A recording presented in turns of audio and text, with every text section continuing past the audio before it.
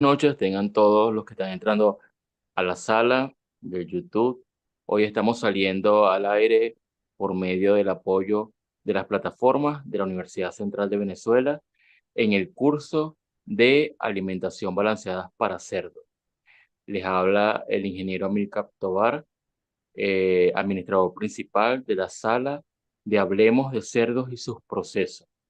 Estamos agradecidos de que cada uno de ustedes pueda entrar a este curso que con tanta dedicación y esmero se ha preparado y con mucha humildad para cada uno de los que hoy están compartiendo con nosotros. Recordarles que es importante que llenen la lista de asistencia, pues con el 83% de las asistencias es que usted podrá optar al certificado virtual que tenemos en el curso.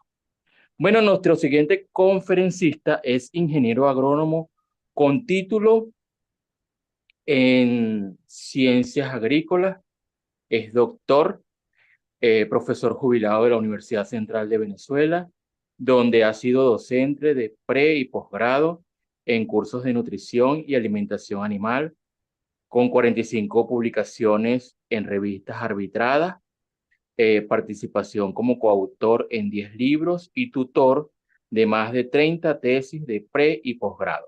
Ha merecido diferentes reconocimientos en su trayectoria académica, siendo el más reciente la Orden José María Vargas, la máxima distinción al docente por parte de la Universidad Central de Venezuela. Actualmente se desempeña como gerente de investigación y desarrollo en Farmavet, Ecuador. Entonces dejo con ustedes al doctor Álvaro Ojeda. Muy buenas noches. Muy buenas noches con todos, buenas tardes también, dependiendo del lugar donde se encuentren. Fíjense, hace 4 semanas, un poco más de 4 semanas, comenzamos esta aventura del curso de alimentos balanceados para cerdos y en ese momento nos planteamos ir avanzando poco a poco en tal como ocurre en la realidad. Comenzamos entonces con anatomía y fisiología digestiva, revisamos algo de metabolismo, pasamos por materias primas. Núcleos y aditivos estuvimos revisando también. En las últimas 2 sesiones hemos estado formulando. A este nivel, entonces, en términos prácticos, tendríamos la fórmula. Los formuladores o los nutricionistas que nos estén diseñando la fórmula o que seamos nosotros mismos, a este nivel tendríamos en una hoja la proporción de cada una de las materias primas para generar un alimento balanceado o un concentrado, dependiendo de cómo estemos trabajando. Y entonces nos toca ahora involucrarnos en esa aventura de hacer el alimento, de mezclar materias primas, de moler, de pesar, en fin, de todas las rutinas que conllevan terminar con el alimento balanceado que nos diseñó el formulador o el nutricionista. Tal como hice la vez pasada con ustedes en este mismo curso, voy a comenzar con algunos conceptos, 3 conceptos básicos. El primero ya lo habíamos visto, que es un alimento. Y en este caso vamos a hacer un alimento balanceado. Un alimento entonces es un vehículo de fracciones nutritivas o no. O sea, algunas servirán para la nutrición del alimento, otras no servirán para la nutrición del alimento, pero del animal, pero el vehículo es lo que llamamos alimento. Este alimento podemos darle muchos nombres, pero pudiéramos resumirlo en dos que tenemos aquí. El primero, un alimento concentrado. Y frecuentemente en la sala se consulta sobre ese tema. Mucha gente pregunta, bueno, tengo unos cerdos, yo le doy caña de azúcar o les estoy dando germinados de maíz y compro algo de alimento y se los entrego. En ese caso, eso que le estamos dando es lo que llamamos un alimento concentrado. O sea, es una mezcla de ingredientes que va a aportar una parte de los nutrientes que necesita el animal. Por eso es que lo llamamos entonces, en este caso, concentrados. La otra opción que tenemos, hay muchas que pudiéramos tener, es trabajar entonces con alimento balanceado. ¿Qué es un alimento balanceado? Es lo mismo, es una mezcla normalmente de materias primas, pero que en este caso aportan la totalidad de los nutrientes que requiere nuestro animal en un estado fisiológico particular, una especie, una raza y un nivel de producción que tenemos ya definidos. Entonces tenemos que un alimento balanceado Puede ser también concentrado, porque a lo mejor lo damos en pequeña cantidad y incorporamos otras materias primas. En todo caso, ya estemos hablando, ya sea que estemos hablando de un alimento concentrado o un alimento balanceado, estos deben tener algunas características que nos permitan decidir sobre la bondad del mismo. Me he permitido resumir algunas, nada más. Por ejemplo, en el caso de un alimento balanceado, y muchas aplican para alimentos concentrados, pero en el caso de un alimento balanceado, este que compramos o que hacemos nosotros mismos, en principio, debe tener un balance de nutrientes adecuado. ¿Adecuado a qué? A la fórmula que hayamos definido o adecuada al estado fisiológico y nivel productivo de nuestra piara. Debe tener, normalmente tienen una gran variedad de insumos. Recuerden en la charla de ayer quienes asistieron, el doctor Falconi les hablaba de hasta 19 componentes solo en la premezcla de minerales y vitaminas. Sumen a eso las materias primas macro, algunos minerales y los aditivos. Obviamente puedo tener el mejor alimento en cuanto a su balance, pero si el animal no lo come, o sea, si no es palatable, pues no lograremos las expectativas, cubrir las expectativas que nos hemos planteado. Debe ser, y parte de ser palatable es que tenga una cualidades físicas que sean atractivas al animal. Alimentos muy pulverulentos normalmente generan rechazo en el animal porque tiende a ahogarse. Alimentos que sean muy pastosos, muy húmedos, tienden a pegarse los comederos, el animal tampoco le gusta. Si hay mezcla entre gránulos, o sea, pellets y polvo, el animal tiende a seleccionar mucho. Entonces debe tener características físicas que contribuyan a los puntos anteriores. Obviamente debe ser digestible, porque si el animal lo come, pero lo excreta casi en su totalidad, pues muy poco estaremos logrando en cuanto a nuestros objetivos. Ser inocuo, y esto es muy importante, o sea, no debe generar daño al animal. Presencias de micotoxinas, presencia de tóxicos naturales, incluso hay alimentos que en algún momento han tenido parte de estas pastillas que generan gastoxin y generan problemas nerviosos en el animal. O sea que en líneas generales debe ser un material o sí, un material inocuo al animal. Los problemas de vaca loca y de problemas de contaminación o de enfermedades zoonóticas, se ha establecido que un alimento no debe contener insumos de restos de la misma especie. O sea, si estoy usando un alimento o diseñando un alimento para cerdo, pues es deseable que no tenga grasa de cerdo ni que tenga tampoco harinas cárnicas que procedan de cerdo. Esto para evitar la contaminación por patógenos que puedan estar presentes en esos materiales.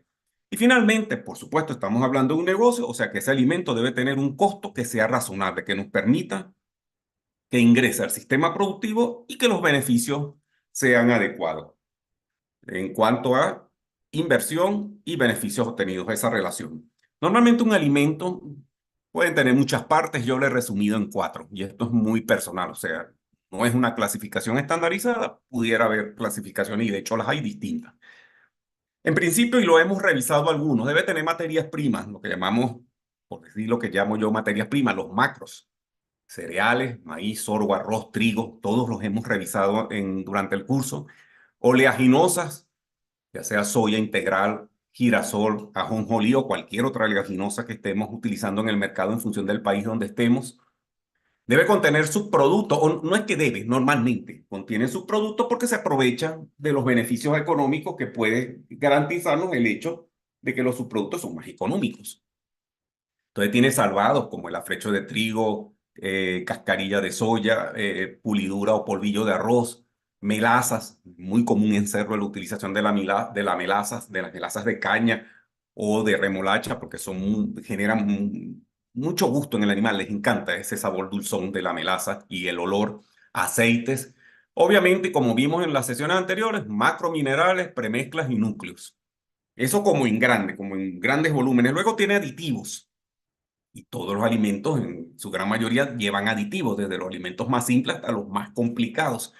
Enzimas, saborizantes, secuestrantes, aglomerantes, ácidos orgánicos, aceites esenciales. Esto y una lista que puede ser de 4 o 5 veces esto, conforman aditivos disponibles en el mercado para mejorar la calidad de nuestros alimentos, que sean más palatables, que sean más digestibles, que las micotoxinas no generen efectos negativos, que controlen el pH del tracto digestivo X. Obviamente, superadas estas dos fases, algo muy importante en la elaboración del alimento son los procesos.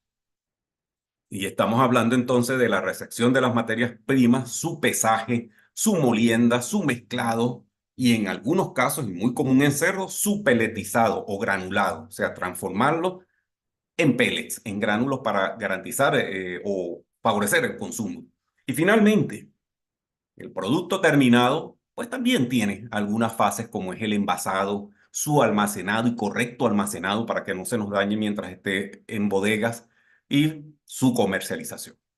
Entonces, estos cuatro aspectos los hemos venido revisando en el curso, uno más que otro, y en esta fase, o sea, el día de hoy, nos vamos a concentrar en los procesos. Hemos visto materias primas, hemos visto fórmulas, aditivos, minerales, etcétera.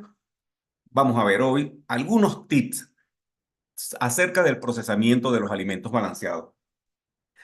Lo que vamos a ver y lo que les voy a mencionar está basado en mi experiencia y muy dirigido a pequeños y medianos productores. Estos que no disponen de gran cantidad de maquinaria, que no disponen de gran cantidad de equipo, pero que se atreven a hacer sus alimentos y a ser cada vez más eficientes. Entonces comenzamos con la recepción, un punto crítico. No voy a poder sacar un buen alimento si parto de materias primas de mala calidad. Y esto es una máxima que tienen que tener claro. Tenemos que estar muy pendientes de qué estamos recibiendo como materias primas. Algo que no es nada común en los pequeños productores es tomar muestras. De todo lo que nos esté llegando, tomamos una pequeña muestra, 100, 200 gramos, tratamos de tomarlo de varios lugares del material que estamos recibiendo y la guardamos por un mes, por 2 meses, en una bolsita Ziploc, en un envase de vidrio, pero para tener un poco a futuro saber qué recibimos y en qué momento. Esta toma de muestra debe tener responsables, o sea, no es que lo pueda hacer cualquiera, debe ser realmente una persona que asignemos a esto y que sea responsable de esto para de alguna manera hayan parámetros estandarizados en la toma de muestra. Debe evitarse contaminaciones, o sea, tomar la muestra lo más pura posible, lo más representativa y en condiciones de asepsia. Si es posible, incluso con guantes, porque en el trabajo diario tenemos las manos contaminadas, los equipos de toma de muestra contaminados y eso va a generar una muestra con distorsión.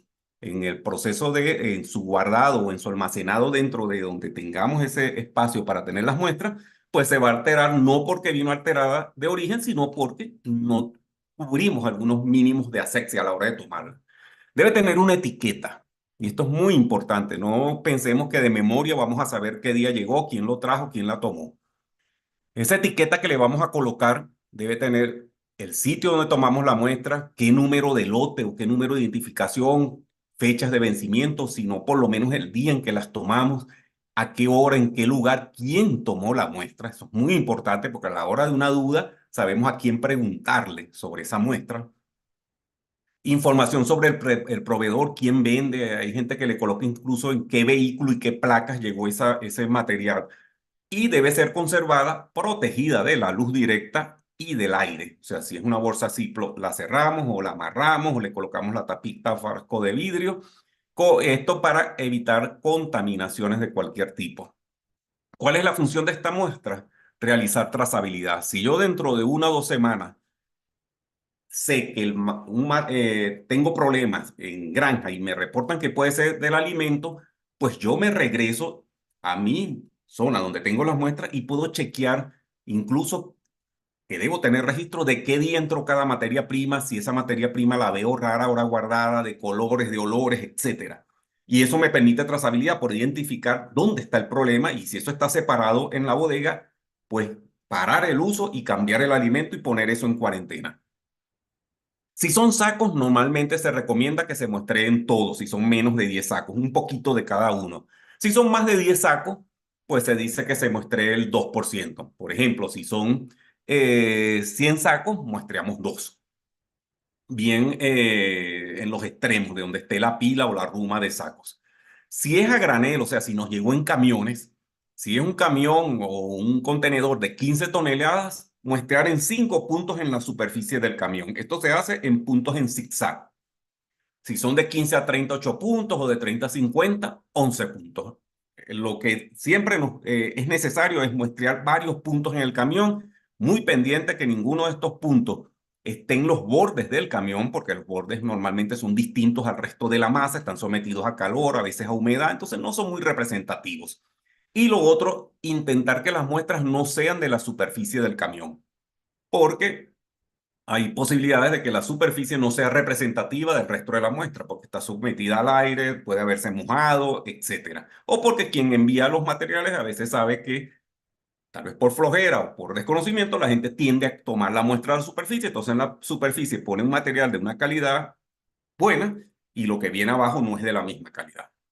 Y en el caso de líquidos, pues alrededor de 250 cc si es aceite o 250 gramos si son grasas, y debemos estar pendientes que tanto el envase como el elemento que utilicemos para tomar la muestra no sea reactivo, que no esté, o sea, no reaccione con la muestra de aceite o grasa, que no la absorba, que obviamente que esté limpio, que no esté oxidado, porque todo eso contamina la muestra.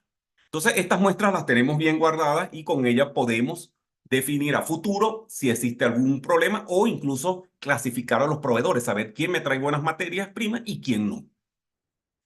Pues debemos asegurarnos de que los proveedores garanticen calidad y estabilidad en el suministro, que los productos estén libres de impurezas, o sea, si estoy comprando un polvillo de arroz no puede tener cascarillas, si estoy comprando sorgo no puede tener granos de arroz ni de maíz, o sea, estar pendiente de las contaminaciones. Les voy a mostrar unos ejemplos de contaminaciones fibrosas. Es muy común que eso ocurra, que se contaminen las materias primas con restos de fibra intencional o accidentalmente, y eso nos altera el valor nutricional.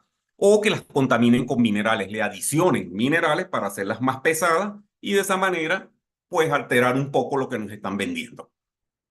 En el caso de granos, que estemos comprando granos, evitar la presencia de granos partidos, de insectos, muy importantes. Los insectos consumen el grano y reducen su calidad, además de que pueden ser vectores de enfermedades. Y por supuesto, contaminación por hongo.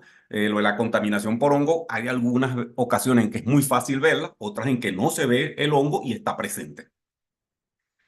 Valorar características organolépticas, esto es muy importante. Organolépticas, físicas, ojalá podemos llegar a las químicas y microbiológicas.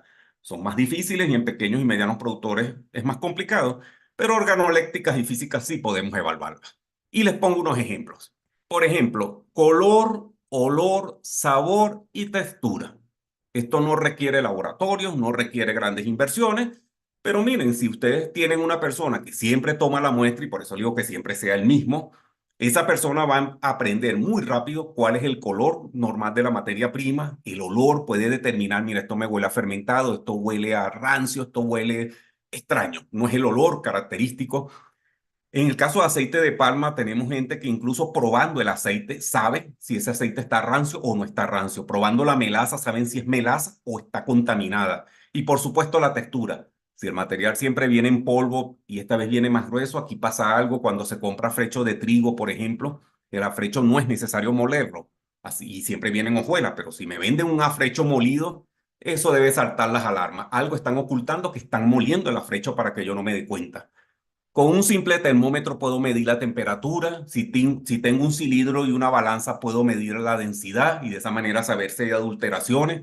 Si el material tiene una densidad distinta a, a lo tradicional, es porque ese material está de alguna manera alterado, ya sea intencionalmente o no. Pero probablemente esté pagando por algo y no estoy recibiendo lo que estoy pagando.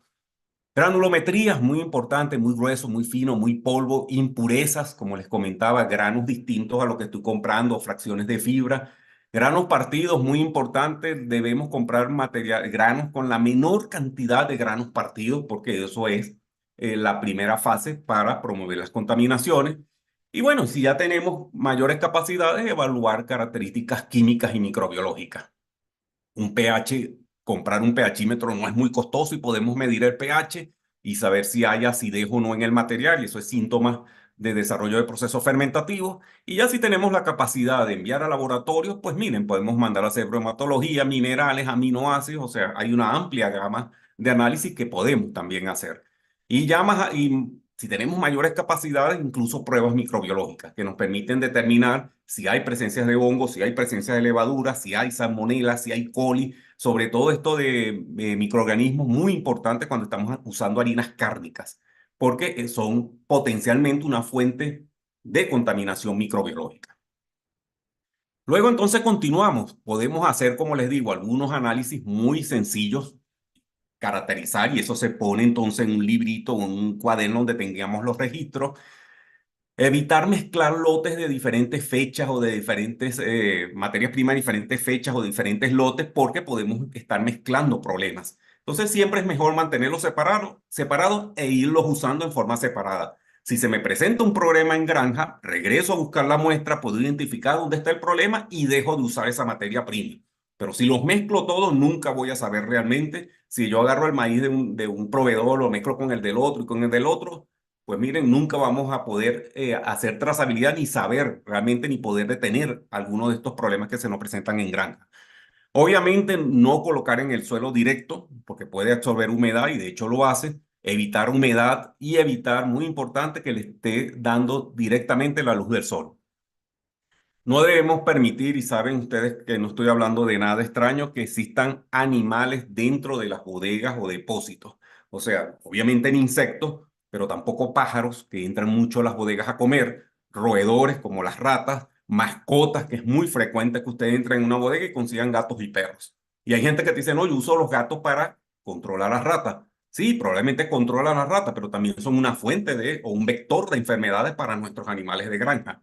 Entonces, todo esto debe evitarse. Hoy en día, por ejemplo, los que tienen aves con el tema de la influenza aviar, pues las aves silvestres son una importante fuente de contaminación. O sea, debemos evitar que haya animales dentro de las bodegas, ya porque entren como animales silvestres o peor aún porque los tienen los mismos trabajadores.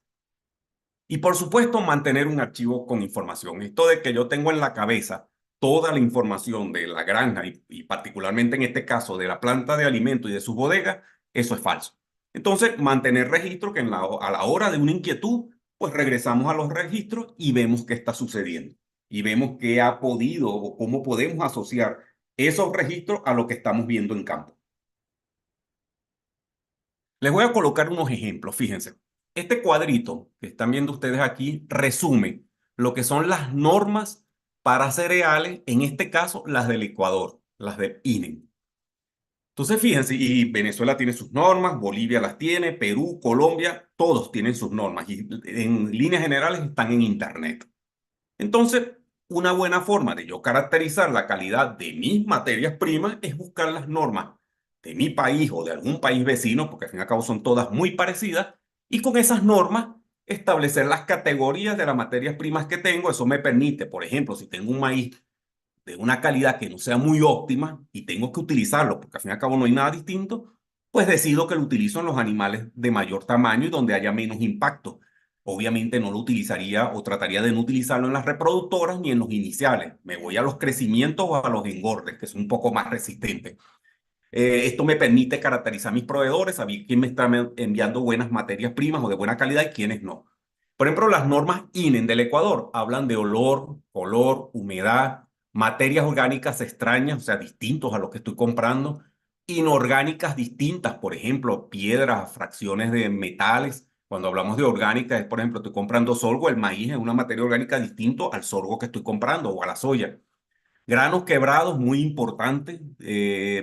En la medida que tengamos más granos partidos en lo que estamos comprando, tengan la seguridad que tienen más probabilidades de tener hongos y micotoxinas. Granos defectuosos porque han sido quemados, porque están deformes. Esos son también otras señales de alerta y, por supuesto, otros granos.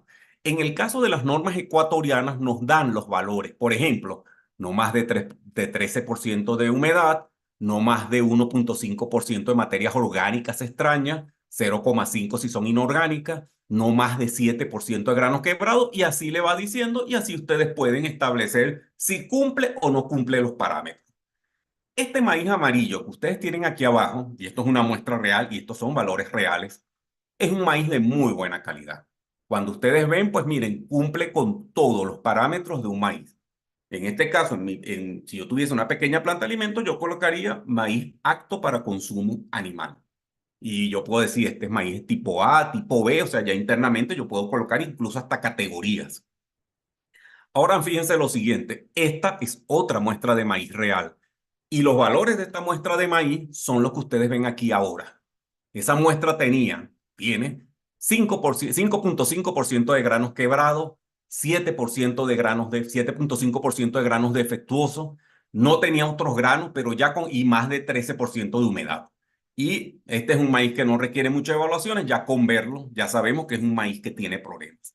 Entonces, esto para un formulador, para un nutricionista o para el dueño de una planta o quien le duele la planta, es muy importante porque él a lo mejor no va a estar siempre en la planta para ver lo que llega, pero tener a un trabajador que esté entrenado y que le pueda pasar esta información le sirve para poder transmitir la inquietud, poder reclamar al proveedor y poder decirle al nutricionista, mira, esto es lo que me está llegando, así que tómalo en cuenta para el proceso de formulación. ¿Qué pasa? Esto es un polvillo de arroz. En Venezuela lo llamamos pulitura de arroz. Esto es un polvillo de arroz de muy buenas características. Fíjense ustedes que tiene algunos granos partidos. Normalmente que vienen granos de arroz partido en el polvillo o la pulidura. Pero esto que ustedes están viendo aquí es también una muestra de polvillo de arroz. Esta imagen que ustedes ven es sacada con una lupa estereoscópica. Una lupa estereoscópica es un equipito muy sencillo, eso no cuesta más de 40 o 50 dólares. Y fíjense ustedes cómo pueden contaminar, esto es intencionalmente, muelen cascarilla o en países donde se produce avena, muelen la fibra de avena, la mezclan con el polvillo, eso a ojo no se nota mucho, pero si lo pasan por una lupa van a ver esto. La gran cantidad de fibra de cascarilla de arroz que tiene esto. Esto es básicamente, en términos prácticos, cascarilla de arroz contaminada con un poquito de polvillo. Ahora el nutricionista, si no sabe esto, o ustedes que estén formulando no saben esto, ponen en la fórmula polvillo de arroz, como veían ayer y en la semana pasada, le dan el valor de un polvillo de arroz, pero en la realidad lo que están comiendo los animales no es polvillo de arroz. Y entonces empieza la duda, pero caramba, si venían funcionando bien la fórmula, ahora no funciona, ¿qué pasará? Y comienzan a romperse el cerebro tratando de buscar las razones y las razones pueden estar aquí. Materias primas de muy mala calidad que no se ajustan a la composición química estimada por el que diseñó la fórmula, con lo cual hay una gran diferencia entre la fórmula y lo que comen los animales. Y tenemos este otro ejemplo, esto es afrecho de trigo, una materia prima muy común en la alimentación de cerdos, sobre todo en fases de engorde y en fases de gestación. El afrecho de trigo contiene el pericarpio del grano, ¿verdad? Viene normalmente como unas especies de hojuela y tiene unas que otras partes del endospermo y del gluten. En la medida que tenga más endospermo y gluten, mucho mejor. Pero también conseguimos afrecho de trigo como este. Fíjense las fracciones de fibra que tiene esto tan grande y que por el color muchas veces se confunden con el afrecho porque son del mismo color. Si no es con una lupa o con un instrumento que nos permita amplificar la imagen, nos damos cuenta de que esto realmente no es afrecho de trigo. Y lo peor de esto es, uno, la respuesta alterada de mis animales, el dinero que he invertido y que al fin y al cabo he pagado como maíz, como polvillo o como afrecho, algo que no lo es. Y si no nos damos de cuenta nosotros, pues los animales nos los van a decir muy rápidamente. Baja la producción de leche en las lactantes, los lechones tienen menos peso, el engorde no se me da igual, el destete no estoy consiguiendo lo que era, me cuesta para que esa cerda vuelva a salir en celo luego del destete. Una parte de esos problemas pueden venir desde la planta de alimentos. Otros pueden ser temas sanitarios, pero una parte importante de esos problemas pueden comenzar en una mala compra de materias primas y en el no estar pendiente de lo que estamos comprando. ¿Cómo almacenamos estos materiales? Diferentes alternativas de almacenamiento, ¿verdad? Pueden ser entonces por este tipo de silos, ¿verdad? Silos de estos tipos de búnker, ¿verdad? Como este que está aquí, en almacenamientos en pilas dentro de galpones. El colocarlo en silos de este tipo torre o colocarlos en bodegas de este tipo depende, bueno, por supuesto, de la capacidad económica de cada quien, pero además también depende de el tipo de materia prima. Si yo agarro, por ejemplo, una harina pongan ustedes un polvillo de arroz y lo coloco en un silo de estos vertical, ese polvillo ahí, ese polvillo difícilmente volverá a salir de ese lugar porque se compacta. Entonces, dependiendo también de la forma, será el tipo de almacenamiento, forma de presentación del producto y, por supuesto, las capacidades económicas que podamos tener cada uno de quienes estemos produciendo el alimento. Lo podemos almacenar así en sacos también, aquellos que vienen en sacos o fundas, muy pendiente, porque esta foto la traje no solo porque muestra cómo almacenar, pero sino también porque muestra lo que no se debe hacer. Fíjense ustedes cómo los sacos están desordenados, fueron tomándolos y dejándolos de forma desordenada, derrames de productos, sacos pegados de la pared, o sea que no hay circulación de aire, probablemente los últimos sacos se estén calentando. Entonces, en esto del almacenamiento también hay que tener un mínimo de condiciones para que el producto no pierda calidad durante el proceso de almacenaje. Luego, este material que los tenemos almacenados en cualquiera de estas formas, los vamos a mover. Y lo podemos mover entonces a través de sistemas de movimiento helicoidal con tornillos sin fin, cintas transportadoras, elevadores de cangelones, o sea, diferentes formas como poder garantizar que esto se mueva dentro de la planta. Obviamente cada una de estas estructuras tiene una inversión, eso es claro, no todos pueden hacerlo y menos cuando están comenzando, pero sí es bueno en algún momento pensar en ir avanzando y en ir mejorando los procesos de movilidad de materias primas dentro de la planta, no solo porque se hace más eficiente el sistema, sino también porque protegemos a los trabajadores, evitamos que ellos estén entonces haciendo esfuerzos innecesarios o indebidos que a la larga puedan dañar su vida, su calidad de vida y al fin y al cabo también afectarnos, que tenemos en el sentido de que perdemos mano de obra. ¿Por qué procesamos el alimento? O sea, ¿por qué procesamos estas materias primas para transformarlos en alimentos? Tenemos varios objetivos. Yo coloqué algunos, obviamente hay muchos más. Algunos objetivos son de tipo operacional, o sea, porque se me facilita el proceso de elaboración del alimento, ya sea porque aumento la capacidad de la peletizadora o la calidad del pellets, porque puedo cambiar la fórmula muy rápidamente cuando estamos procesando el alimento y si lo hacemos de una forma organizada podemos cambiar la fórmula muy rápidamente sin generar mayor impacto en mis animales, porque es más fácil adicionar líquido cuando el alimento está procesado y ya vamos a ver cómo adicionamos los líquidos. Hay otros objetivos que son operacionales, nutricionales. O sea, el hecho de que yo pese correctamente, muela o el proceso de molienda se realice adecuadamente porque la mezcla sea eficiente, eso me ayuda a hacer que el alimento sea más agradable al animal, los nutrientes sean más disponibles, más higiene, se gelatinice el almidón, o sea, hay varias eh, condiciones que mejoran cuando estamos procesando el alimento. Si utilizamos temperatura, vamos a mejorar la digestibilidad del almidón y de las proteínas, pero además podemos destruir algunos tóxicos naturales que están en el alimento. Ya vamos a ver qué temperaturas manejamos, pero el hacer el alimento y procesarlo es mucho mejor que entregárselo crudo como vienen las materias primas. Obviamente, si no lo hacemos mal, comenzamos a tener problemas. Y algunos de los principales impactos negativos que podemos tener es que, por ejemplo, mira, yo no sé ni siquiera el tiempo de mezclado. Unas veces el trabajador mezcla un tiempo, otras en otro, y por esa vía entonces una vez el alimento va bien mezclado, otra vez no. O sea, no tenemos parámetros conocidos.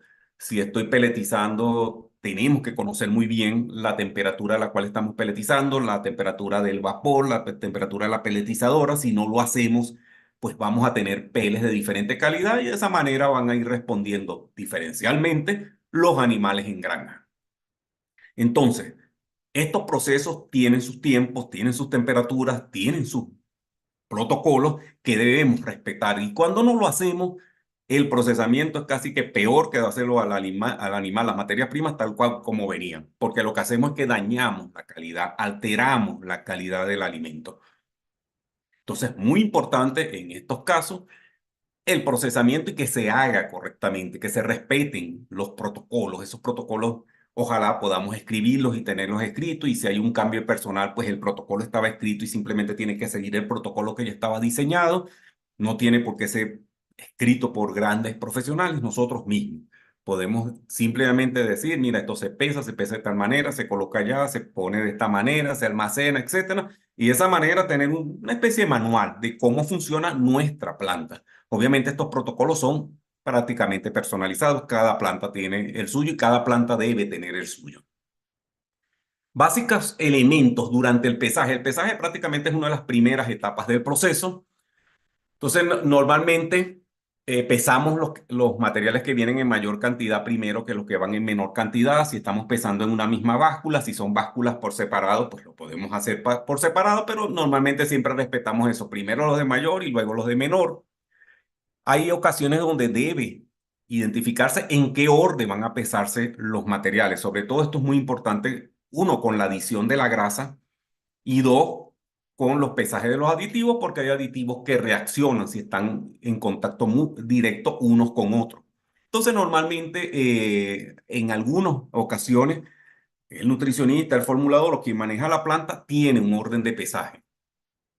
Realizarlo en un área reservada donde no haya distracciones, donde el que esté pesando sepa y pueda concentrarse en lo que está haciendo, que el personal sea capacitado, que sobre todo donde hay equipos que necesitan calibraciones particulares o donde hay unidades de medida que en unas ocasiones están pesando en kilos, otras pasan a gramos, otras pasan a miligramos, entonces unos son en cc, si son medidas volumétricas. Entonces el personal que esté ahí debemos capacitarlo para que pueda tomar decisiones en cuanto a las posibles diferencias que pueda haber en pesar las materias primas, sobre todo la parte de los aditivos. Los envases con los aditivos, sobre todo, debe evitarse que reciban luz, oxígeno y polvo. Eso los altera. Y estamos pagando por un aditivo, una enzima, un antioxidante que es muy caro. Y a veces ustedes van a las plantas y consiguen que están las bolsas abiertas o las fundas abiertas, eso llevando luz, oxígeno, y lo que están es deteriorándose. Y al final decimos, mira, el aditivo no me sirvió, al principio era muy bueno, luego no, y es porque muchas veces lo dañamos nosotros mismos durante el proceso de almacenamiento. Registrar los pesajes, sobre todo por temas de trazabilidad, que yo pueda saber qué pesajes hizo el trabajador el día de hoy o la semana pasada, porque eso me permite en algunos momentos asociar la existencia de problemas en granja, porque pudo haber una alteración en el pesaje o se le olvidó al trabajador pesar algo. Entonces siempre es bueno tener los pesajes, realizar inventarios permanentes. Si yo sabía que al viernes tenía que tener tanta cantidad de antioxidantes y tengo más o tengo menos en función de los alimentos que he hecho, pues señores, ha habido un problema en el pesaje, ¿verdad? O se utilizó el material de más, o lo sustrajeron, o se utilizó de menos, pero algo sucedió.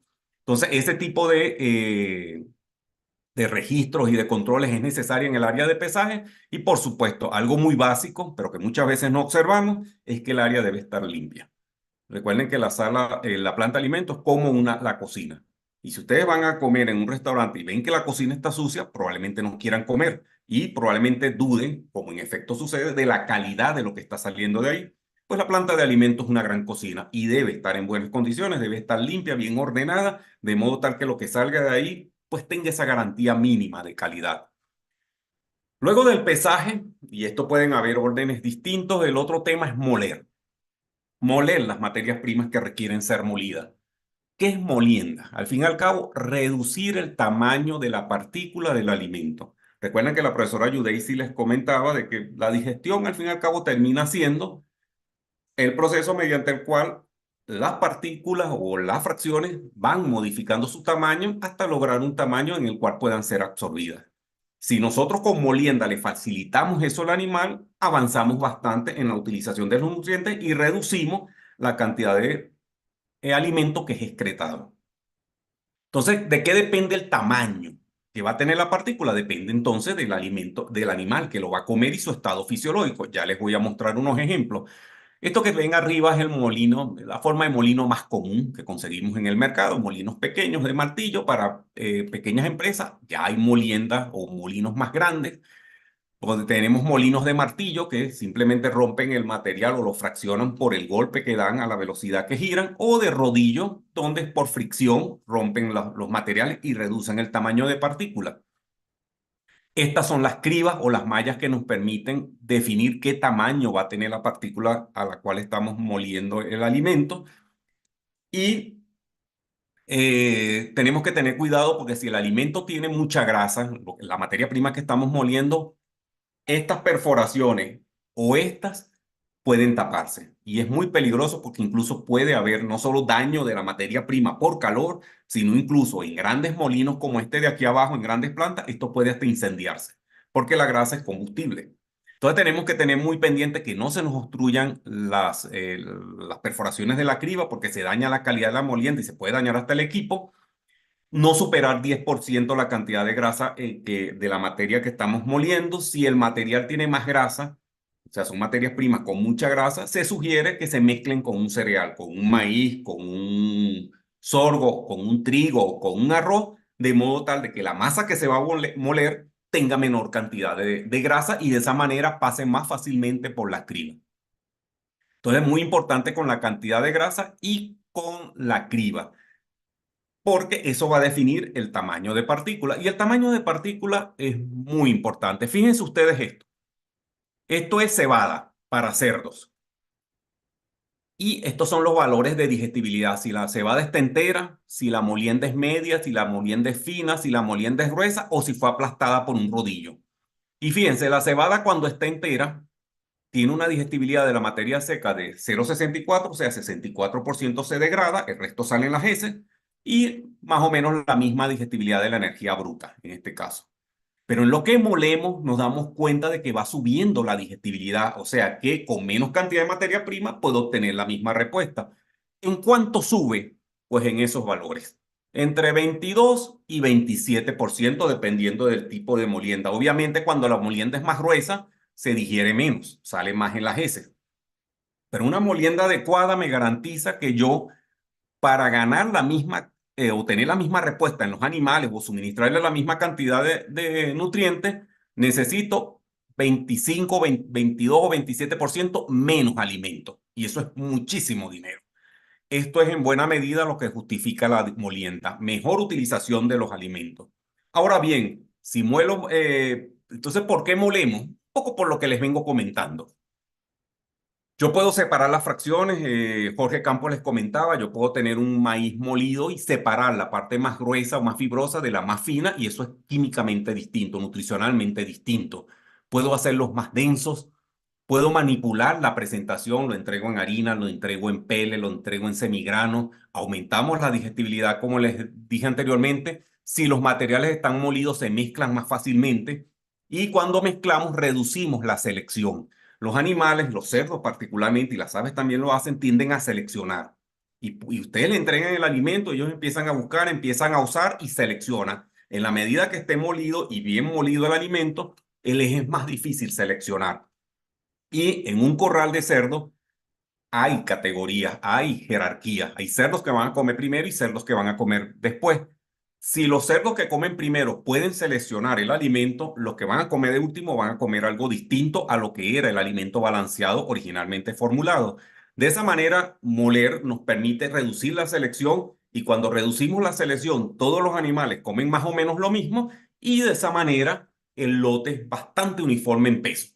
Porque a veces ustedes entran a una granja y les pasará, llegan a un corral y ven animales de mucho peso y otros menos pesados, que evidentemente están con una respuesta productiva inferior. Y la duda es, bueno, si están comiendo todos los mismos, ¿por qué unos están más pesados y otros no? Pues porque no todos están comiendo lo mismo, aunque entregamos el mismo alimento.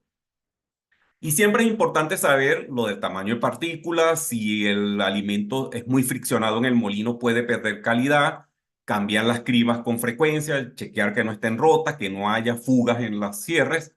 Cuando estamos moliendo entonces alimentos para cerdos, normalmente nos fijamos en el tamaño de partícula. Entonces conseguimos que una partícula de 1,6 milímetros se considera gruesa en molienda.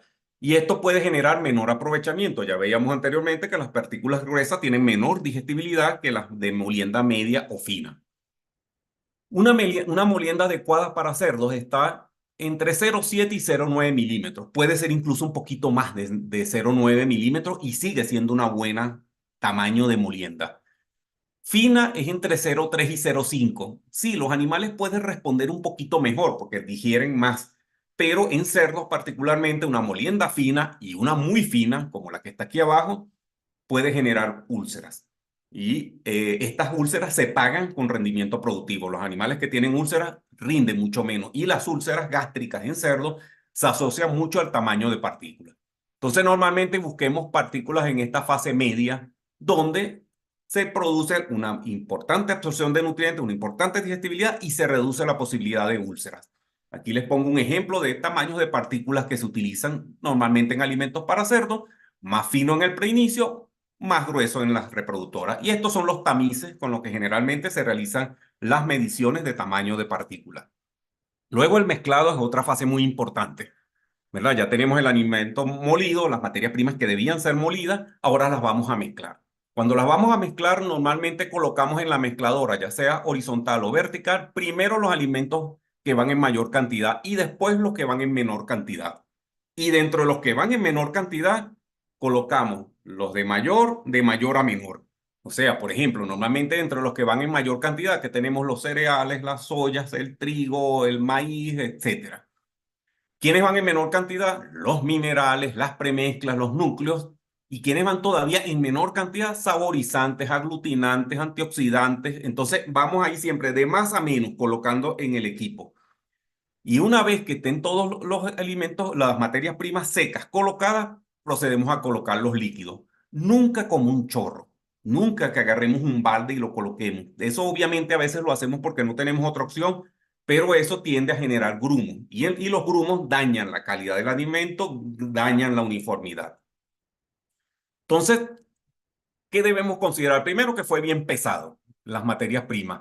Luego, no podemos sobrepasar o sobrellenar el equipo. Normalmente se llena hasta un 90%, que en el caso de este tipo de equipos que tienen tornillos sin fin, que sobresalga un 10% del tornillo sin fin. Nunca que el alimento sobrepase el tornillo sin fin. Normalmente se sugiere que giren en 30 revoluciones por minuto. Eso es muy fácil contarlo. Con los ejes centrales se puede contar fácilmente cuántas revoluciones por minuto tiene el equipo. Una vez que adicionamos las materias primas secas de mayor a menor, dejamos que se mezclen un minuto, ellas solas. Todas las materias primas secas se mezclan un minuto y después de eso adicionamos la grasa. Y después que adicionamos la grasa, contamos el tiempo de mezclado, que es cuando comienza realmente el tiempo de mezclado. Si a mí me dicen que el tiempo de mezclado es 5 minutos, esos 5 minutos comienzan después que adicione la grasa. Y la grasa la adiciono después que ha tenido un minuto de mezcla de todas las materias secas. Entonces tenemos que estar muy pendientes del orden en el que vamos a estar adicionando, de mayor a menor siempre, de último las grasas. Ojalá en los verticales se sugiere siempre que descarguemos con el equipo apagado para no desuniformizar el material una vez que ha sido bien mezclado y bien seguro de que todas las compuertas estén cerradas para que no haya fuga. Más o menos esto es un esquema de cómo debemos cargar el equipo. Si es una mezcladora, pongan ustedes que es vertical o horizontal. Este es un ejemplo, una vertical. Ponemos primero lo que es de mayor cantidad y después los ingredientes que vienen en menor cantidad. Otra forma de hacerlo es tipo sándwich. Mucha gente lo hace así. Yo sé cuál es la cantidad total de ingredientes mayores que debo colocar. Coloco la mitad, luego coloco los menores y después la otra mitad. Eso permite que se cree como un sándwich entre ellos y los ponemos a mezclar. Lo mezclamos durante un minuto, que es el mezclado en seco, adicionamos la grasa y a partir de ahí comenzamos a contar el tiempo de mezclado. ¿Cuál es el tiempo de mezclado? Pues una pregunta muy frecuente. Depende del tipo de mezcladora. Normalmente en las mezcladoras verticales eso está entre 5 y 20 minutos. En la mayoría de los casos de 10 a 12 minutos. Es un buen tiempo de mezclado. Y en las horizontales normalmente está alrededor de entre 4, 5, 6 minutos. Por ahí andan todas. ¿Cómo medimos o cómo sabemos si fue bien mezclado? Se los explicó el profesor Pisani en su charla sobre premezclas y núcleos con los coeficientes de variación, para lo cual utilizamos los microtrazadores o trazamos con algún químico presente, algún elemento presente en el alimento, hacemos análisis y por ahí sabemos si está uniformemente distribuido. Los microtrazadores se han popularizado mucho porque la respuesta es muy rápida. El otro proceso que utilizamos mucho en la elaboración del alimento, en algunas plantas ya las más avanzadas, es peletizado o granulado, o sea, crear los pellets. Eso tiene tres fases: una de acondicionamiento, el peletizado propiamente dicho y un enfriamiento. El acondicionamiento, esto es una peletizadora. La parte que está aquí arriba, este cilindro que ven ustedes aquí arriba, ese es el acondicionador. Llega la mezcla mezclada, o sea, la mezcla ya pasada por el mezclador. Si yo voy a entregar mi alimento en harina, ya está listo. Lo ensaco y lo envaso. Si voy a peletizar, esa mezcla, así como está, no peletiza. ¿Qué tenemos que hacer? Tratarla con calor a presión. Entonces, en esto que está aquí, que se llama un acondicionador, es un equipo que inyecta vapor de agua a la mezcla y eso hace que el almidón que estaba contenido en los cereales se gelatinice, ¿verdad? Y como que si estuviéramos haciendo estas mezclas de almidones que ponemos con maicina en la candela. Eso hace que espese. Lo que estamos haciendo cuando hacemos eso es gelatinizar y eso lo hacemos cuando hacemos alimentos con vapor de agua. Tratamos el alimento la mezcla, la masa mezclada con vapor de agua y eso hace que los almidones contenidos en el alimento se gelatinicen. Y una vez que esté gelatinizado, eso se hace por pocos segundos, a 125 o 160 grados centígrados se trata la mezcla. Eso, una vez que está acondicionado, pasa por la peletizadora. Que en el dibujo anterior, en la imagen anterior, es esto que está aquí. Aquí la tienen. Esto es una peletizadora.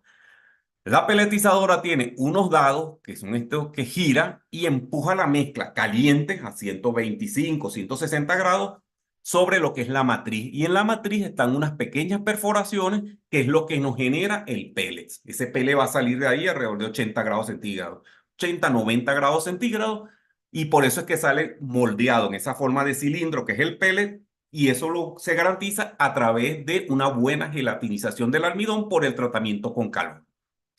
Obviamente ese material entonces sale de la pelletizadora a unos 80 grados centígrados y recuerden que le inyectamos vapor en el acondicionamiento, o sea que sale húmedo. Puede salir a 12 o a 14 o 15, hasta 17% de humedad. Obviamente ese material caliente y húmedo ni se lo podemos dar a los animales ni lo podemos guardar en sacos. Entonces, ese material, una vez que sale de la peletizadora, debe ser enfriado. Y esto es una enfriadora. En la enfriadora, simplemente ese material va a estar moviéndose a través de equipos como este y se le va inyectando aire del medio ambiente, ¿verdad? Ese aire va a retirar el exceso de humedad y de temperatura y normalmente ese alimento va a terminar saliendo, esos pellets que originalmente entraron con 80 grados, salen con 1 o 2 grados por encima de la temperatura ambiental y entraron con 16, 17 por 14, 17% de humedad y salen entre 11 y 12% de humedad. Entonces el proceso de enfriado simplemente lo que nos garantiza es que el material termine el proceso con temperaturas y humedades que nos permitan su correcto envasado y almacenamiento, ya sea porque lo enviemos a granel, en graneleros o camiones para los silos de la granja, o porque simplemente lo guardemos en sacos, o porque lo vayamos a comercializar y vaya a un anaquel. Entonces, normalmente, esto lo van a conseguir ustedes mucho en la literatura, la calidad de un pellet, o sea, un buen pellet, depende en un 40% de qué tan buena sea la fórmula, o sea, que la fórmula esté diseñada para ser pelletizada. Las fórmulas para ser pelletizadas son distintas a las fórmulas para ser suministradas en polvo, porque cuando vamos a pelletizar tenemos que estar pendientes de la calidad de la masa para que pueda ser gelatinizada y para que pueda salir del acondicionador con temperatura y humedad adecuada. 20% de la calidad de esos peles depende del tamaño de partículas. Si el tamaño de partículas es muy grande, el pele se fractura. Y terminamos con un alimento que pagamos que era pele, pero cuando abrimos el saco, eso está hecho polvo. Entonces, 20% de la calidad del pele depende de que el tamaño de partículas sea adecuado, que permita la compactación y que no se me deteriore ese pele con el manejo. Otro 20% de este proceso no, del acondicionado, o sea, que también estaba la calidad del vapor que le adicionamos al alimento a la masa mezclada para gelatinizar. 15% de algunas especificaciones particulares de la dieta, si es de lactante, si es de gestante. Eso, por ejemplo, una dieta de gestante es muy difícil de peletizar porque lleva mucho afrecho de trigo, entonces son dietas que son muy complicadas para peletizar. Y un 5% de que también realicemos este proceso de enfriamiento. Normalmente cuando se realizan los procesos de enfriamiento se busca no estresar el grano, o sea, no sacarle más humedad ni temperatura de la que normalmente debemos sacarle o retirarle, porque si hacemos esto vamos a generar un pellet frágil. Entonces, buena parte de la calidad del pellet depende de todo el proceso que hemos realizado, distribuido de esta manera, en proporciones. ¿Qué efectos tiene el pelletizado? Y me dirijo mucho al pelletizado porque en buena medida quienes compran alimento lo compran en pelletizado. Miren, el pelletizado tiende a generar una mejor respuesta en los animales que el alimento en polvo, porque el alimento es más digestible, porque gelatiniza el almidón, porque puede reducir las cargas microbianas, porque el tamaño del tracto digestivo no es tan grande, porque el animal no tiene que comer tanto. Obviamente tiene algunos inconvenientes porque si no lo hacemos bien, recuerden que estamos trabajando con temperaturas elevadas y podemos destruir enzimas, ácidos orgánicos, vitaminas, o sea, podemos dañar la calidad del alimento. Si lo hacemos bien, un alimento pelletizado es mejor que un alimento en polvo. ¿Qué ventajas tiene un alimento pelletizado sobre un alimento en polvo?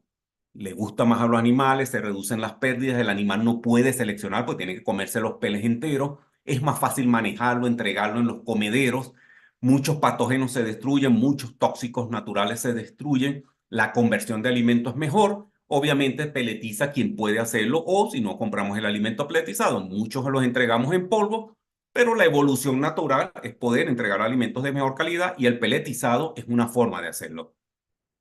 Y las desventajas, pues un poco lo que hemos dicho. Primero que se pueden deteriorar algunas fracciones del alimento, es más costoso, requiere equipos más complejos, no cualquiera puede peletizar, normalmente las plantas tienen un personal especializado para que se encargue de las peletizadoras. Y especializado no porque ha hecho posgrados ni nada de esto, sino porque es una persona que tiene tiempo haciéndolo, que ha practicado mucho, que sabe enfrentar los problemas. Las peletizadoras pueden ser sitios de problemas y, por supuesto, consumen mucha electricidad. Hay países donde la electricidad no es una limitante para producción, hay países donde sí, donde la electricidad puede ser muy costosa. Visto esto, simplemente quería transmitirle a ustedes algunas conclusiones sobre lo que hemos revisado. La elaboración de alimentos concentrados debemos hacerlo, de alimentos balanceados en nuestra granja, con respeto. Tratar las materias primas con respeto, son comida para nuestros animales.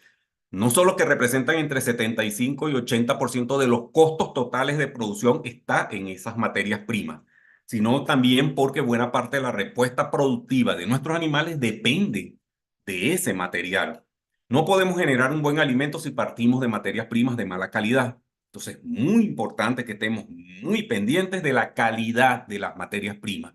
Y esto no significa que vamos a tener que recurrir a grandes laboratorios y grandes análisis. Le mostré cómo algunas evaluaciones muy sencillas nos pueden indicar parámetros de calidad. Tener registro, una planta de alimentos sin registro es un arma de doble filo. O sea, podemos estar generando cosas muy malas a un costo muy elevado. Entonces, tener registro, tener buenos proveedores, confiar en los proveedores, o sea, tener proveedores confiables, no confiar en los proveedores, tener proveedores confiables. Y eso solo se genera si yo tengo un seguimiento eficiente sobre las materias primas que me están entregando. Y obviamente la calidad de ese alimento en buena medida va a garantizar nuestro éxito. La evolución normal es de las granjas, muchas granjas o muchos pequeños productores comienzan comprando el alimento concentrado o el alimento balanceado y la evolución natural es que comiencen ellos a hacer sus alimentos. Para hacer este paso, este gran paso, pues es necesario que observemos algunas de las características y algunos de los protocolos que les mencioné. Seguimiento en los balances, en los pesajes, correcto mezclado, el orden de mezclado, calidad de materias primas. Si di el paso a peletizado, saber que eso es un costo elevado, con lo cual tengo que hacerlo con parámetros controlados, de modo tal de generar un material de buena calidad. En fin, pues nada, la elaboración de alimentos comerciales o balanceados para cerdos necesita de la observación de la calidad de las materias primas y los procesos. De esta manera generamos un buen alimento y nos aseguramos de tener buenos parámetros productivos. Esto era lo que yo quería revisar con ustedes. Sé que es mucho tiempo, sé que tuve que hablar bastante rápido. Esto queda grabado y en este momento pues doy paso al moderador para aquellas inquietudes que tengan a bien plantear. Bueno, en nombre de la sala virtual Hablemos de Cerdos y sus procesos, queremos darle las gracias al doctor Álvaro Ojeda por tan excelente ponencia. Recordarle a todos los participantes de este curso que no se olviden registrar su asistencia, pues con el 83% de las mismas es que usted podrá obtener el certificado virtual. A continuación, las preguntas, doctor Ojeda. ¿Se puede almacenar todas las materias primas en el mismo galpón, con separaciones claramente? ¿O hay materias primas que debamos mantener alejadas de otras? Normalmente, un poco lo que llevaba implícita la pregunta, todas las materias primas pueden ser almacenadas en el galpón. Hay algunos ácidos orgánicos que están muy de moda actualmente, sobre todo aquellos que tienen contenidos de formaldehído, que tienden a separarse un poco del resto porque en una contaminación con ellas puede ser tóxico a los animales. Son ácidos orgánicos, como les digo, tienen ácido fórmico en grandes cantidades que se utilizan sobre todo como antisalmonélicos y tienen la finalidad de reducir la contaminación que puede venir por harinas cárnicas. Del resto, todas las materias primas se pueden guardar en el mismo galpón con las debidas separaciones entre la materia prima y la pared y entre materias primas unas y otras. Y dentro de una misma materia prima, lo que les comentaba, separarlas por proveedor, si es posible por orden de llegada, para poder usar lo que llegó antes lo usamos primero y lo más nuevo lo usamos después. Sí, sí hay siempre observaciones hacia los aditivos porque los aditivos son muy costosos y nos interesa preservarlos, nos interesa que no se nos contaminen. Entonces, en las materias, en las plantas de alimento, en la medida que van avanzando, pues tienden a tener espacios definidos para guardar los aditivos. Normalmente es un cuarto o un espacio cercado, separado del resto, donde están los aditivos guardados, normalmente en tambores o tubos plásticos con tapa para evitar que les pegue la luz y que se mezclen con el oxígeno y normalmente no salen de ahí. O sea, en ese mismo ambiente cerrado se pesan y sale ya el material pesado hacia el resto de la planta.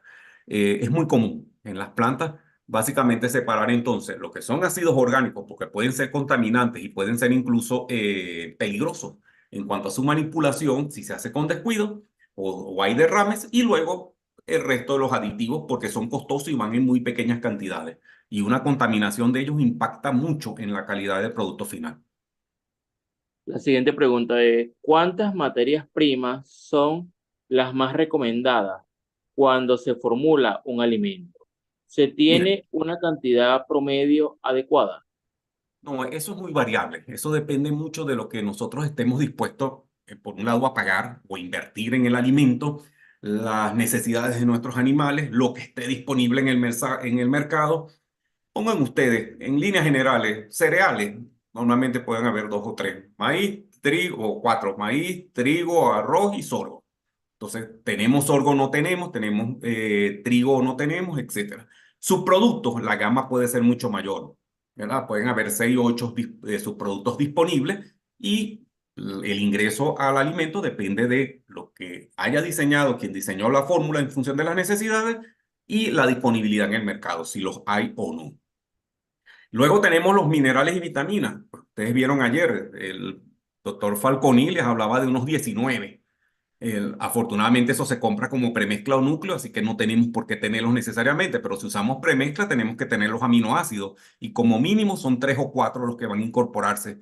Y luego los aditivos, y ahí sí es verdad que el abanico se abre. O sea, vamos desde un uso de muy pocos aditivos en plantas muy tradicionales o muy pequeñas hasta un uso masivo de aditivos. Pongan ustedes que un alimento, pues de una planta muy pequeña, probablemente tiene 1 o 2 aditivos o alguna enzima, ya sea una fitasa, un complejo enzimático o un ácido orgánico.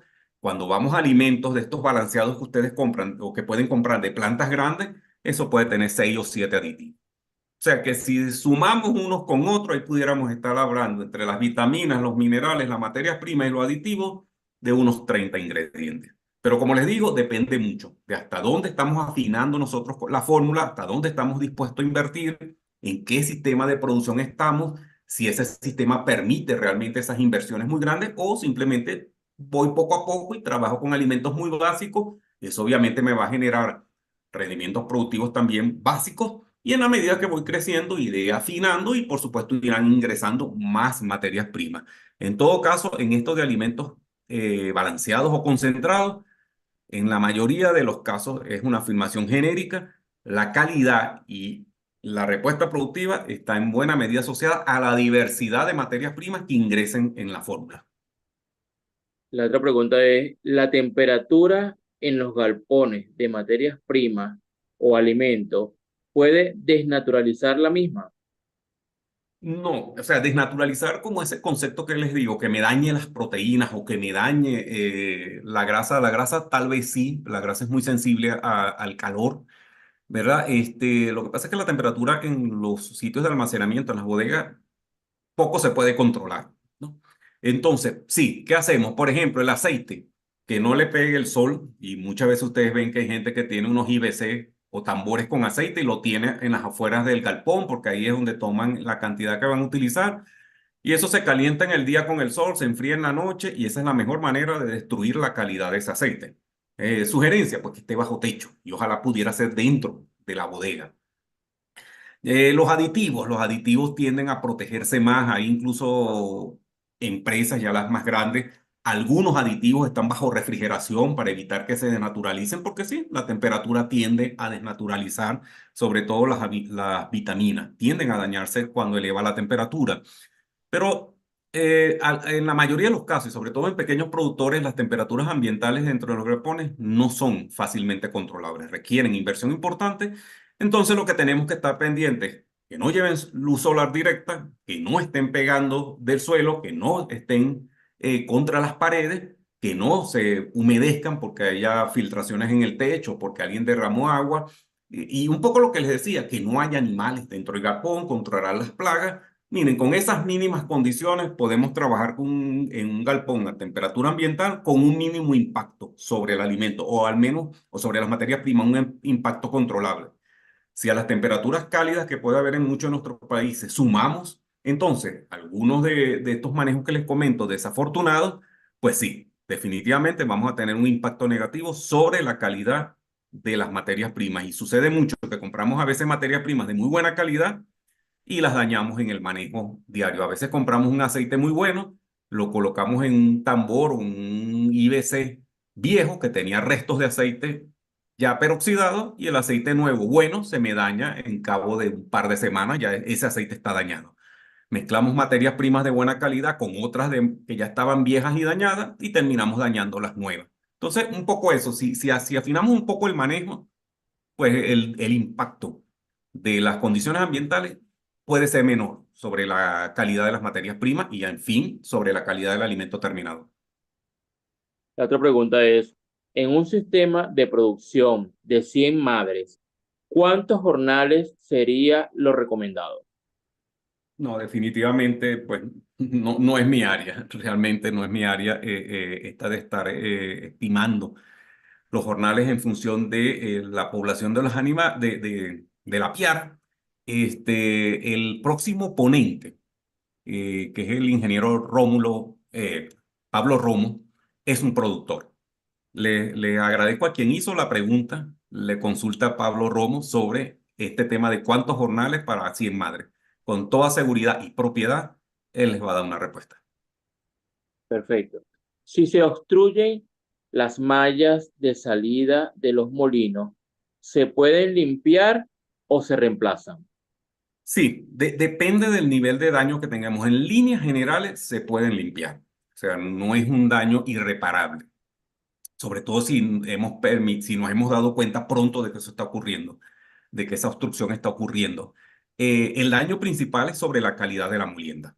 Esa obstrucción va a generar, por ejemplo, que mucho material dure mucho tiempo en la fricción que generan los martillos y eso aumenta la temperatura de lo que se está moliendo. Ese aumento de temperatura daña la calidad de la materia prima. Muchas de las proteínas se desnaturalizan, el almidón tiende a dañarse, las grasas se hidrolizan y son más susceptibles a enranciarse.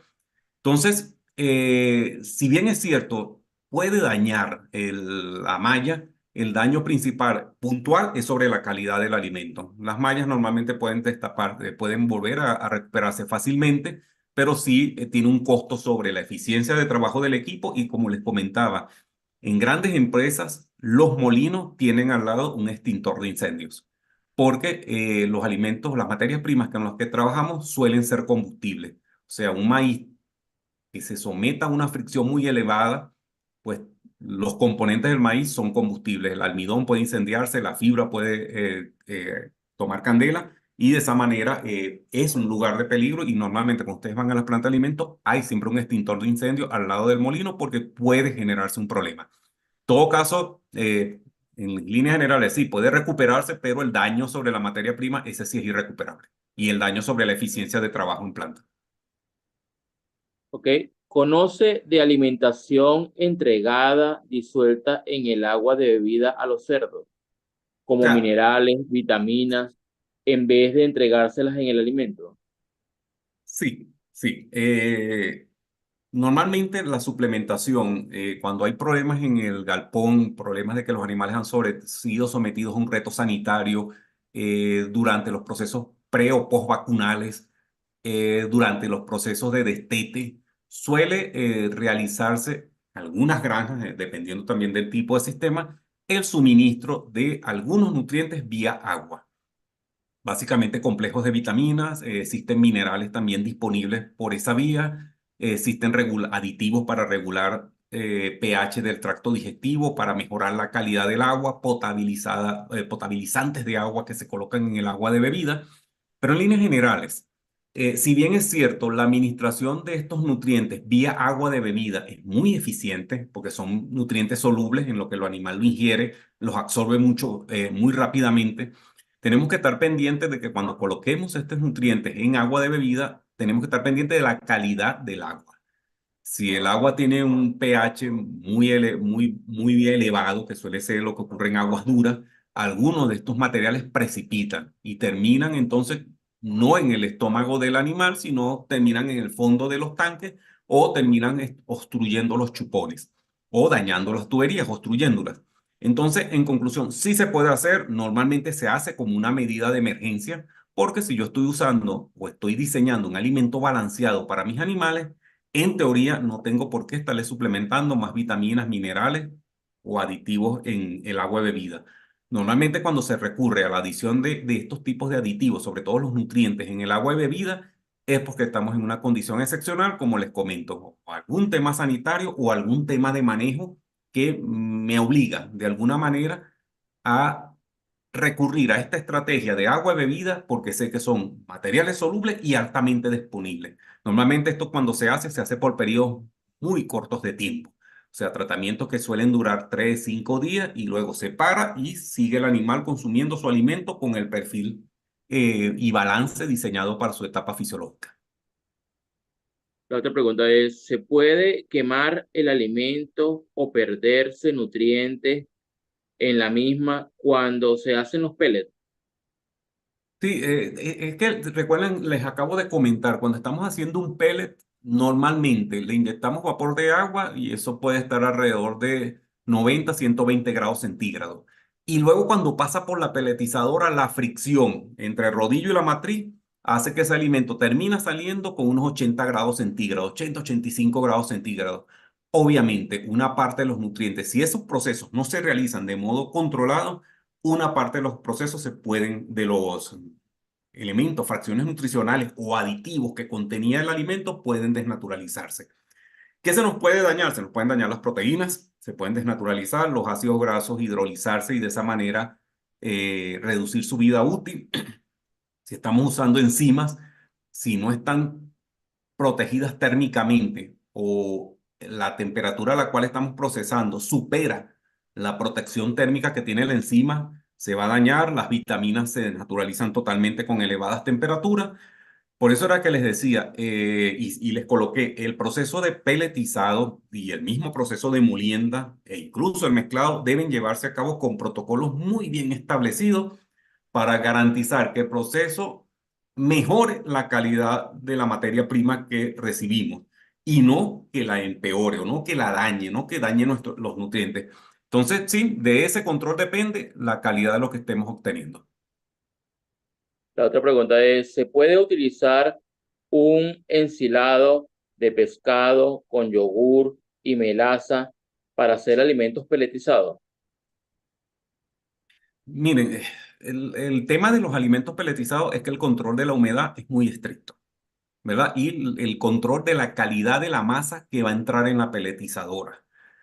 Realmente, experiencias prácticas con ese tipo de materiales en peletizadoras no las conozco.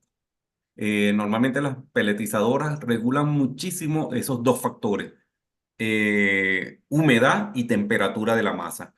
Entonces, la inclusión de un ensilaje de pescado y de un yogur, pensando en voz alta, entrará como parte de un material a ser peletizado en tanto la calidad de la mezcla para peletizar en términos de humedad y de tamaño de partícula no se ve alterado.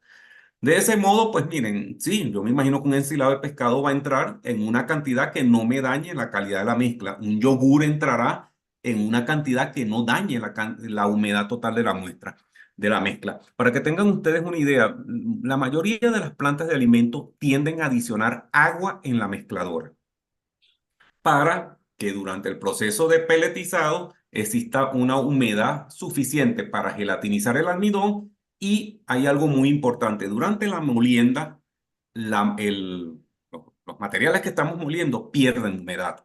Por la fricción, por el calor, pues pierden humedad. O sea que si yo introduzco en el molino un kilo de maíz, un kilo de maíz grano, no voy a sacar un kilo de maíz polvo.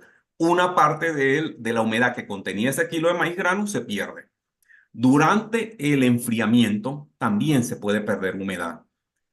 Porque, bueno, a lo mejor le saqué más humedad de la que debía o durante el proceso el alimento estaba muy seco y cuando lo paso por el enfriador le saco tanta humedad que la masa final tiene menos humedad que lo que entró. ¿Qué es lo que les quiero decir con esto? Normalmente las plantas ingresan una cantidad de materia prima y lo que sale es una cantidad menor.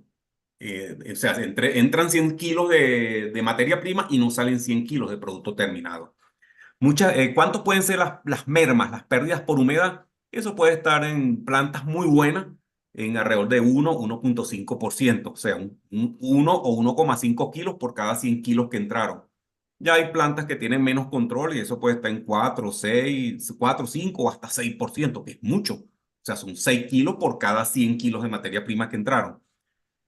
Las plantas entonces, sobre todo cuando son alimentos comerciales, controlan esto agregando agua en la mezcladora, de modo tal que el agua que se pierda en todos los procesos termina al final no afectando la cantidad de materia prima que entró, ese balance entre lo que entró y lo que salió.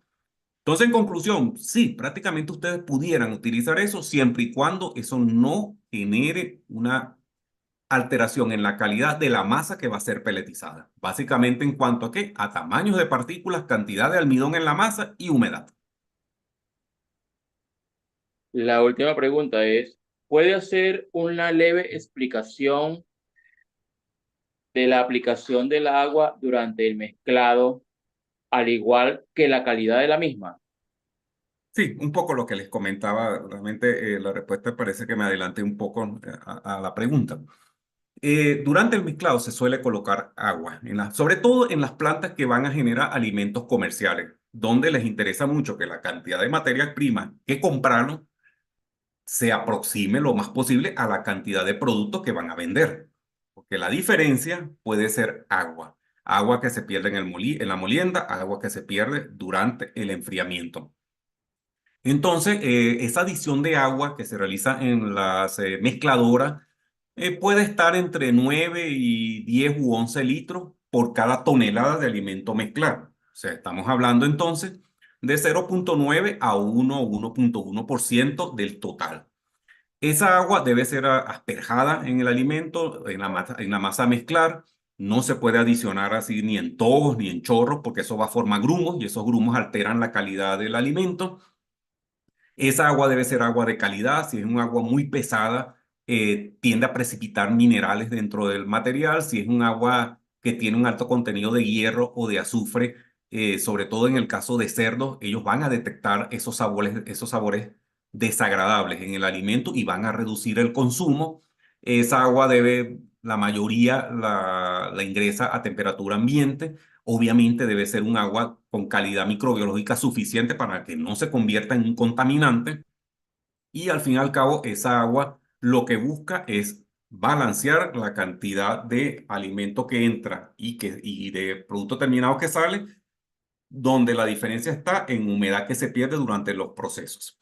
Les comento simplemente como dato curioso, hay países, y en el país donde yo estoy, que es Ecuador, pues existe es la percepción de que el alimento debe tener un color particular, sobre todo asocian a que el alimento para cerdos y para pollos debe estar muy pintadito de amarillo, porque eso significa el uso de aceite de palma en cantidades adecuadas. Entonces hay gente o hay plantas de alimentos, porque si yo, por ejemplo, estoy usando emulsificante o estoy utilizando sustitutos de aceite, pues el alimento va a estar perfectamente balanceado en energía, pero probablemente con menos grasa, con lo cual no va a salir con el color amarillito que aspira el cliente y que al fin y al cabo no tiene nada que ver con la calidad del producto y menos con la respuesta de los animales. Entonces hay plantas de alimentos que además de agua utilizan pigmentantes en esa agua. Por ejemplo, tartrazina se usa con frecuencia, que es un pigmentante amarillo, y de esa manera colorean el alimento. Y a veces el agua entra en la fórmula simplemente como el vehículo del pigmentante. Entonces, básicamente es eso, estamos hablando entre 0,9 y 1,1%. ¿De qué depende la cantidad de agua que yo voy a adicionar? De la humedad de la materia prima que estoy recibiendo y de la humedad del producto final que deseo obtener. Entre uno y otro balanceamos entonces para intentar reducir las mermas del proceso, que son básicamente humedad que se pierde durante el proceso. Bueno, profesor, era la última pregunta. Estamos muy agradecidos del apoyo, muy agradecidos porque ha sido una excelente ponencia, una excelente disertación y le damos las gracias en nombre de la sala virtual. Hablemos de cerdo y sus procesos y también en nombre de todos nuestros patrocinantes. A todos ustedes, muchas gracias. Muy buenas noches para la mayoría de los países donde estamos. Y pues nada, continúen en sus procesos de formación, que con toda seguridad eso siempre redundará en un mejor producto animal y al fin y al cabo un mejor servicio a los consumidores como destinatario final de nuestro producto y mayor consideración al medio ambiente.